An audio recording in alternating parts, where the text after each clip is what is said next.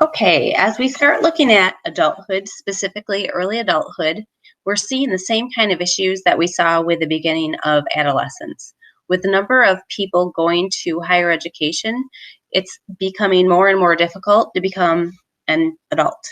When you look at why or how one is criteriized as becoming an adult, a lot of college students, when surveyed, said that they have a permanent full-time job and they're economically independent. And I'm sure that you guys are probably knowing that that's a little difficult to do as a college student. Other things that go into adulthood are more cognitive issues or emotional issues, meaning they accept responsibility for their actions. They're confident in their own beliefs and actions, and they change their relationship with their parents. They see them more as an equal as opposed to an adult.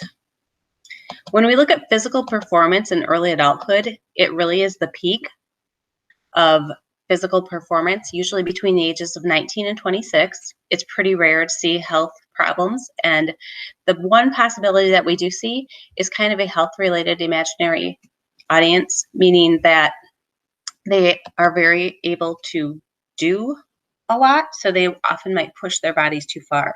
They don't see the connection between what is happening now and what the future is going to be. So that whole disconnect there. Another thing that you're going to see is a very, very gradual decline in physical ability around the age of 30.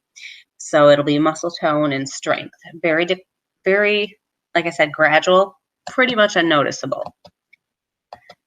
Aging is occurring all the time, and these are things that become more prevalent in middle adulthood and late adulthood, but I like to talk about it now because of the fact that adolescents and their current health habits can actually shape and change the rate at which they age. So primary aging is going to be something that's inevitable. It's something that is based maturationally. For example, the thinning of the hair, the graying of the hair, that sort of thing. And then we have secondary aging. Secondary aging, on the other hand, is not going to happen to everyone. It's accelerated aging that has a lot to do with health choices.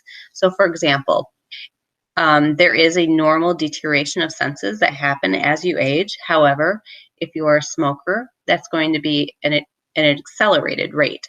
Another thing that could cause that is potentially working in a very fume environment like a factory or something like that. Same thing with hearing. The constant noise can help push the acceleration of those aging things. So think about your choices and how they can impact your future. So we've talked about obesity pretty much throughout the course of this text. It's, as I said last time, it's not going to be any less concerning as you age. In fact, a lot of the things that come along with aging are going to be exacerbated by obesity.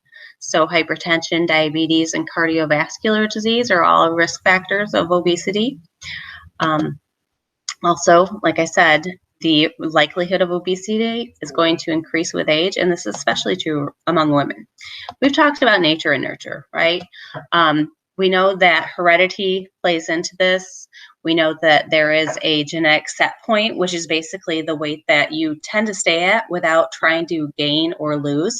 We also know that there is a resting metabolic rate that is unique for everyone. It's based on your body.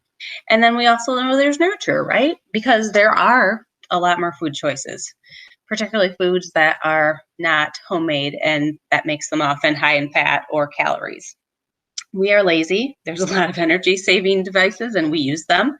We're not as active as we were.